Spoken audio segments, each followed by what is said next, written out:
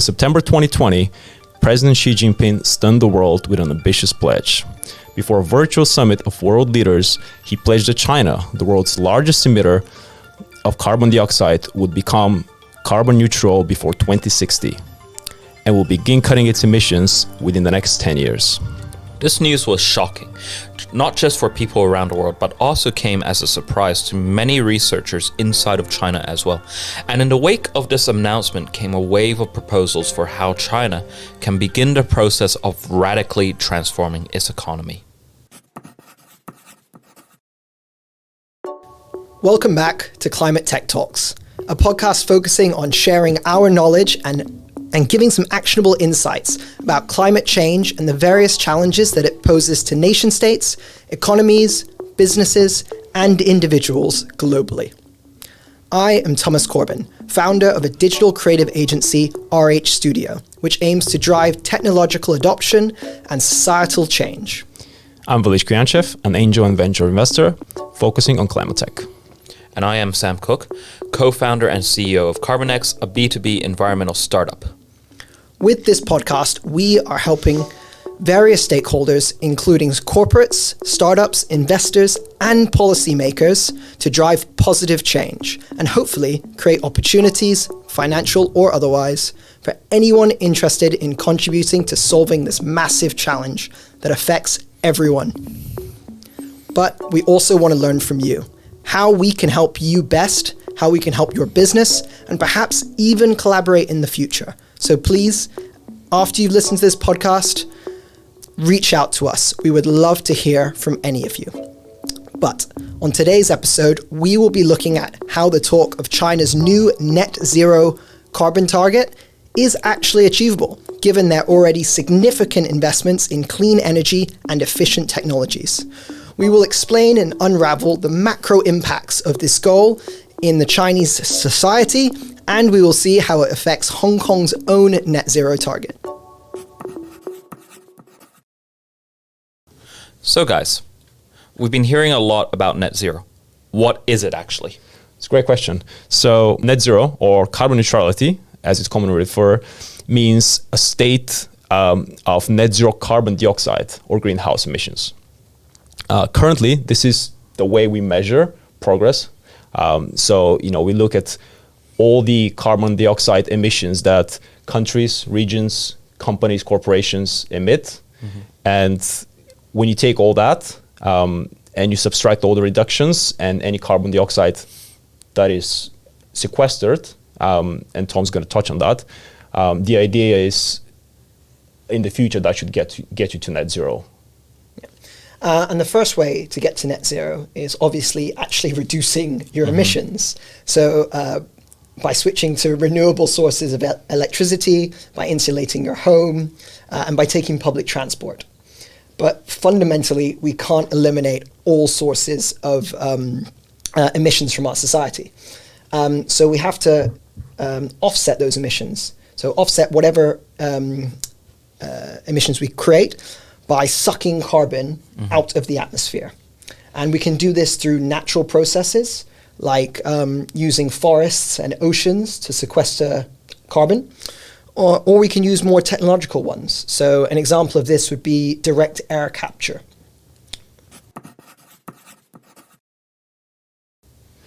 Now that's all great, but since this episode is focused on China, I'm just curious how this all relates to China and its net zero goals. So because you guys both lived and worked in China, maybe you can give us a little bit of a background on that.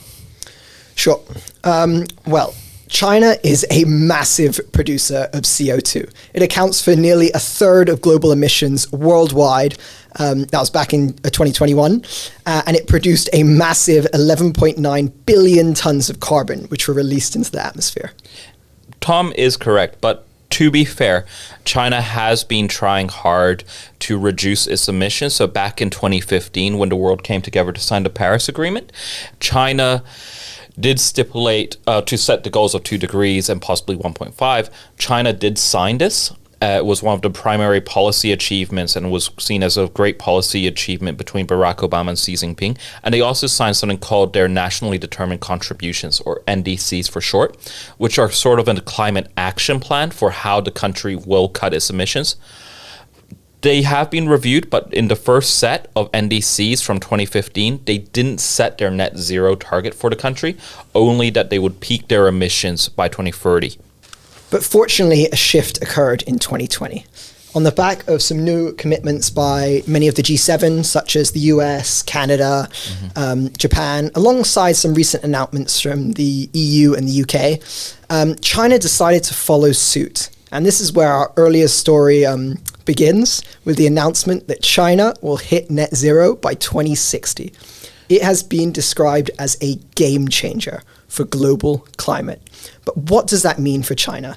Is it as simple as them turning off the taps for fossil fuels and building some more wind farms? Well, not quite.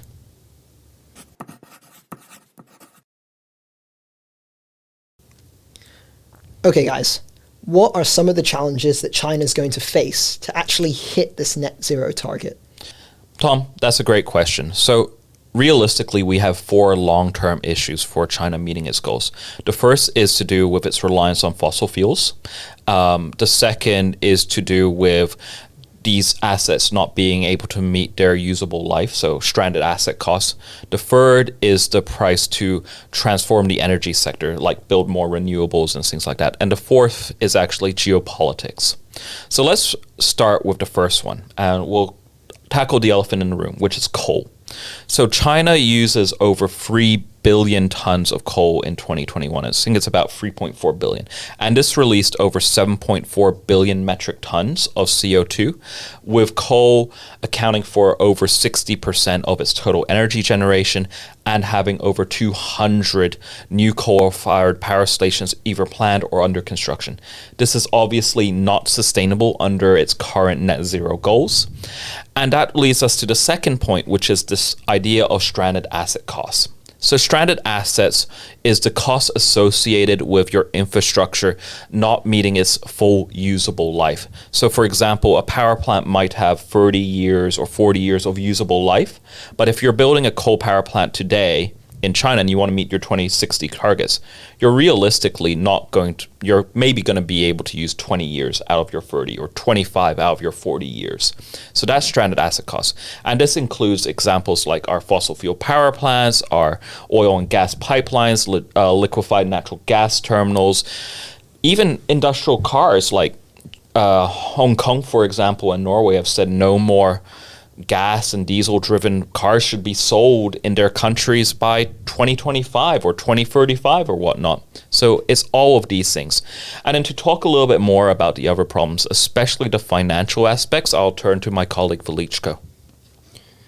Yeah, so I guess the third main challenge is basically the cost and how much will actually cost to transform various industries and move towards renewable energy.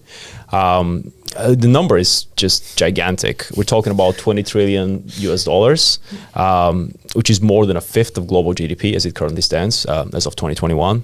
And to make things even worse, the current economic downturn in China, which is primarily driven by strict COVID-0 policies, as well as the collapse or the recent collapse in the housing market and the financial aspects to it.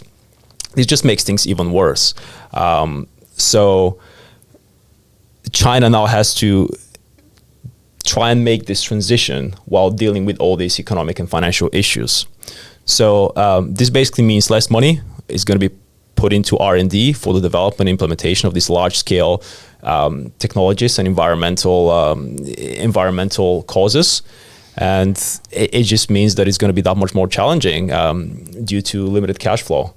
And then the fourth point is really around geopolitics, which is a whole new topic and a different world. But just as a brief example, we had the Nancy Pelosi's trip to Taiwan earlier this year, and that caused a huge uproar in China in all kinds of ways. But one of the things that is quite relevant to climate is that China actually suspended its climate cooperation with the United States. And so that's limiting the sharing of resources, ideas, and joint projects.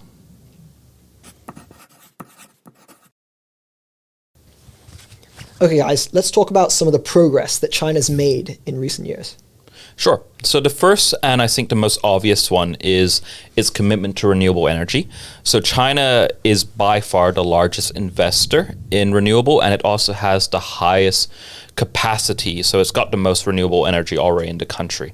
So according to a 2019 report by the International Renewable Energy Agency, China had a total capacity of 680 gigawatts of renewables. And as a comparison, Hong Kong's total energy production is about 12 gigawatts for everything we have. And it's also investing by far the most into hydroelectric, solar, and wind, with extreme growth in all of these. I think in the same year, 2019, it was actually responsible for half of all investment in renewables. Yeah, that's really impressive, actually. Yeah. And I guess to follow on that as well. So in recent years, China has also seen a tremendous progress on electric vehicles or EVs, and they've made them much more affordable. Or the companies doing EVs have made EVs much more affordable to the citizens of China. So one example is BYD. It stands for Build Your Dreams, which is a leading automaker and has converted all taxis and buses in Shenzhen, which is one of the biggest cities in China, to fully electric. Another example is, for example, NIO, which is more on the high end of luxury, sedans and SUVs as well. Listed company in the US as well. However, it's not just the transportation that is making the switch. China has also one of the highest levels of investments in EV infrastructure, such as charging stations and battery technologies. Yeah. Nice. So as opposed to the West, which has been moving away from nuclear power for a while, China now ranks as second in the world for nuclear power generation, just after the United States. In fact, the country now has 37 nuclear reactors in operation and another 20 under construction. This investment in nuclear energy is part of China's larger effort, so to speak, to move away from traditional fossil fuels and more into renewables. But obviously, renewables can be weather dependent, so they need an option when the sun doesn't shine and the wind doesn't blow. Mm-hmm. This investment, I guess, in technologies that the West has a little bit moved away from is actually something we see also with coal power plants in China. So yes, China does need to move away from coal. But one thing that is often omitted from the conversation is a lot of the power plants, especially the new built power plants in China, are some of the most efficient coal power plants on Earth. So China, for example, has nearly 100 ultra supercritical plants. And what this means is these plants operate at a much higher temperature and pressure than the similar plants in the US, which again only has one, for example. And that means that you get more electricity per ton of coal and associated less carbon dioxide per unit of electricity than you would for a plant somewhere else. And this kind of makes sense. A plant that is 2 years old and using the newest technology will be more efficient than a plant that's 50 years old. Yeah. And I guess the final thing we want to mention here as well is progress around carbon markets and carbon offsetting that China has done. So in case somebody's not familiar, a carbon market is just a way in which companies and individuals, companies and countries really, for the most part, buy and sell their emission allowances in order to meet the emission reduction targets that they've set for themselves or are set in things like the Paris Agreement. And this incentivizes investment in clean energy technologies. And interestingly, in 2020, China's carbon market surpassed Europe's to become by far the largest in the world. Mm-hmm.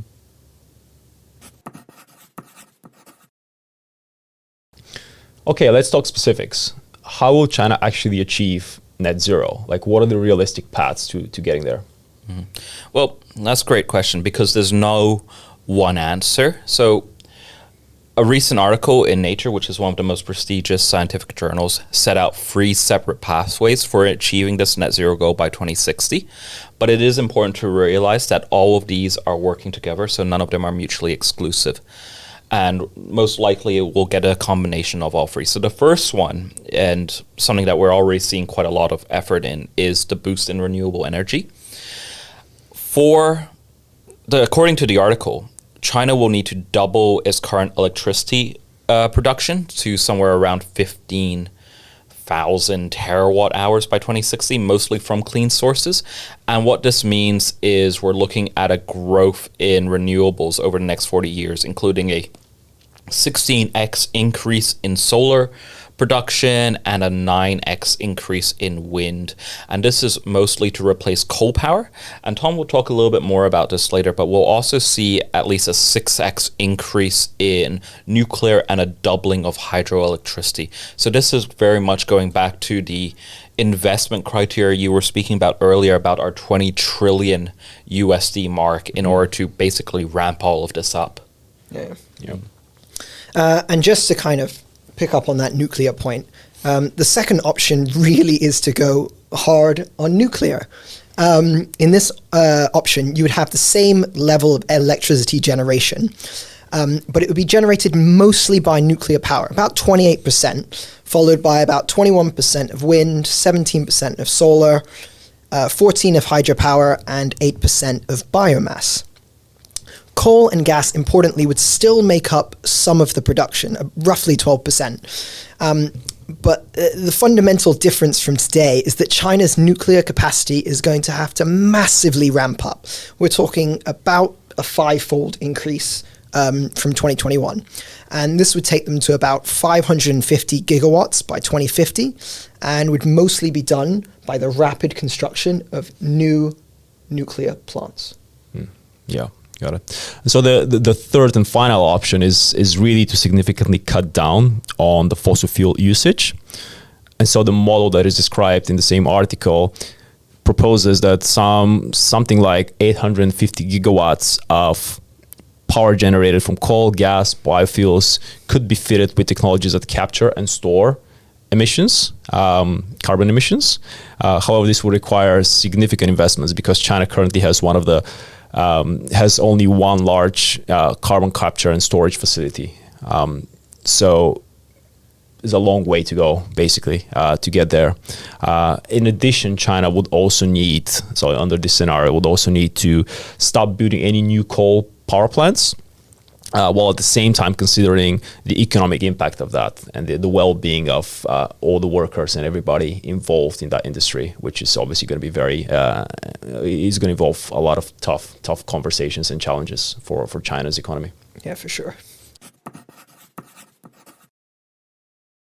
So Sam, as our resident environmental founder, do you want to shed a bit of light on how China's net zero target is going to impact Hong Kong's own net zero target? Sure. So one thing that we should establish right away is China and Hong Kong do have different net zero targets. China's is 2060 and then Hong Kong's is 2050. And this reflects our slightly more developed capacity. So we do have a higher GDP per capita. We're a lot more insulated. We're one city of about just over 7 million people compared to a country of 1.3 billion people. So in theory, we should be easier for us to meet our goals because we're a much smaller problem. So first thing is we are seeing that there's a lot more support for the net zero goals in Hong Kong compared to previous years. And one of the easiest ones is through the recent Hong Kong government's policy document for net zero 2050 and how to achieve it. The Hong Kong government, for one, has pledged over the next 15 years over 230 billion HKD for the support of private and public investments in climate. And this is quite a substantial increase over the previous 10 years, which was less than 50 billion, around 50 billion if I'm remembering correctly. The second one is everyone here has mentioned carbon markets and how China has this large carbon market. Hong Kong is currently in discussion at the highest levels of integrating Hong Kong into this carbon market, into the Guangdong one, which would mean that we're on an even playing field and will penalize polluters for polluting, which should, in theory, decrease our amount of emissions. And then the final thing that I have noticed is, as an environmental startup in Hong Kong, as someone who grew up in Hong Kong, I am noticing that I'm speaking with many stakeholders in both the corporate environment, the startup environment, and the government environment. And I am finding that they're being very receptive and supportive in their rhetoric, and they're asking all the right questions, and they're asking, how can we support you as an early stage startup in a priority area for us? Of course, this doesn't mean that everyone is supportive of environmental action. Some people will think we're doing too much. Some people will think we're doing too little. But it does show that there is a bit of a transition in the mindset of the locals and also in the government, that this is something that we need to look into in more detail and we need to move forwards on. So I hope that helps answer questions of where Hong Kong is and how we are slowly moving forwards in the right direction. Yeah, no, that's great, and certainly very, very helpful and encouraging, and great to hear that, startups like CarbonX have been supported by the local government, and you're seeing encouraging action taken at the local level here. So that's very, very good news. Thank you guys. Thank you both, Tom and Sam, for sharing all your insights and knowledge with us. We hope that this has been helpful. Hopefully we've provided some actionable insights and things that maybe are not so obvious, and we've provided a kind of a good overview of what the problem is, the magnitude of the problem, where things are with respect to China specifically. And yeah, as we mentioned in the beginning, we really want to learn from you as well and want to engage with you as much as possible. If we can help you or your business in any way, we'd love to do that and potentially collaborate in the future as well. So definitely please feel free to reach out and talk to any of us on social media or through other means. We'd love to hear from you. Thank you very much for joining us. Until next time. Thank you very much, guys. Thanks.